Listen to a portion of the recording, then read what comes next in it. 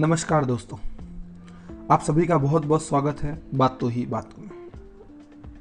आज अपने पहले एपिसोड में हम उस एक छोटी सी गलती के बारे में बात करेंगे जो हम अपने जीवन में अक्सर करते रहते हैं और फिर सोचते हैं कि मेरे ही साथ ऐसा क्यों होता है।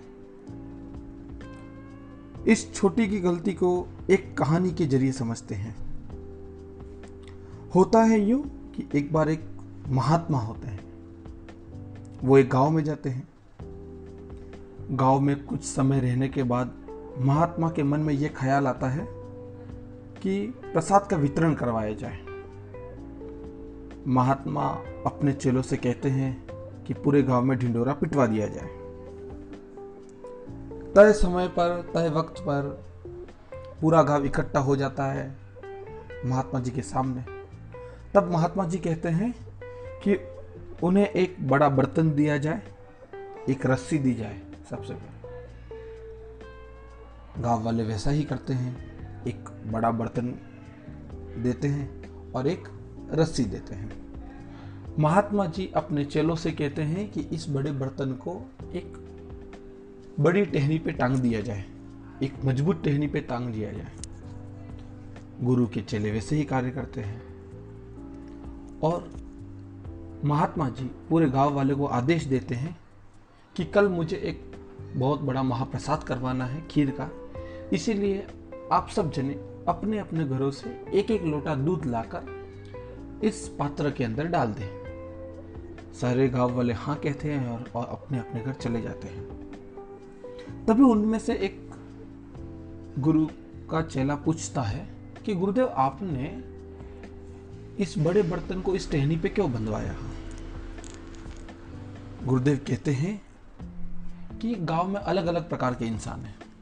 हो सकता है किसी के पास कम दूध हो, किसी के पास ज्यादा दूध हो, तो कोई कम डाले या ज्यादा डाले ये हम नहीं देखना चाहें, इसलिए इसे ऊपर बंधवाया है ताकि कंपैरिजन ना हो सके, ताकि तुलना ना हो सके।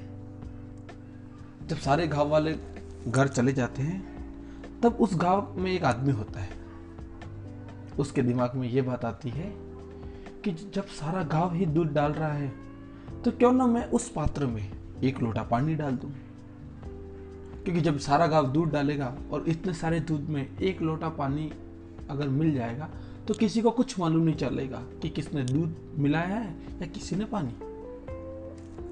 फिर वो व्यक्ति जाता है और पेड़ की टहनी से बंधे पात्र में एक लोटा पानी डाल के आ जाता है और घर पे आके सो जाता है।